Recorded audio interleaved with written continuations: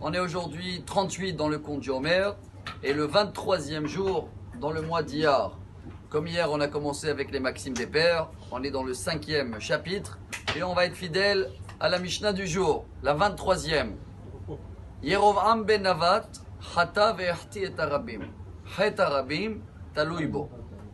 Explication, il y avait un roi, il s'appelait Yerovam ben Navat. Il avait fait tous les fautes possibles. Et toute la génération, à l'époque, tous les fautes du peuple d'Israël, ils sont nommés sur son nom. Apparemment, il y a un message aujourd'hui que je peux améliorer ma vie en méditant, on dit en français, sur Yerovam ben Navat. Qui était ce roi? On remonte à 2700 ans en arrière, tout de suite après le décès du roi Salomon.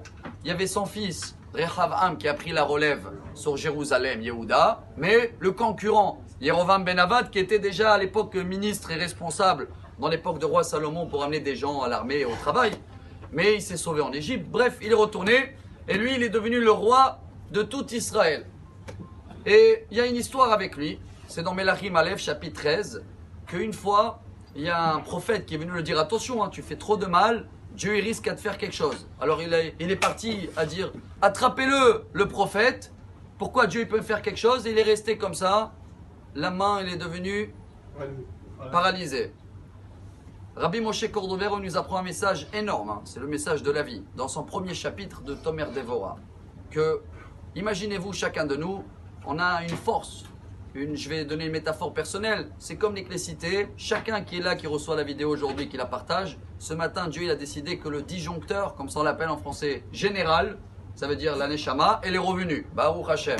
Mais il y a les petits sous-compteurs. Hein, les petits disjoncteurs, cuisine, toilette, ça veut dire quoi dans le corps? Il y a les mains, les yeux, la bouche, les pieds.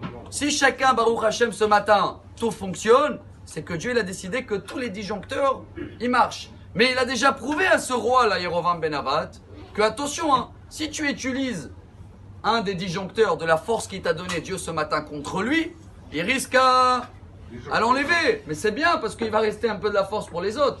Mais qu'est-ce qu'il fait Dieu avec chacun de nous? Même avec le voleur, hein, qui va aller voler avec la main, Dieu il lui donne la force pour aller voler. Et c'est pour cela qu'il dit Rabbi Moshe Cordovero que les anges ils appellent Dieu Melech Alouv, un roi offensé. On le dit, combien tu peux laisser les gens comme ça profiter?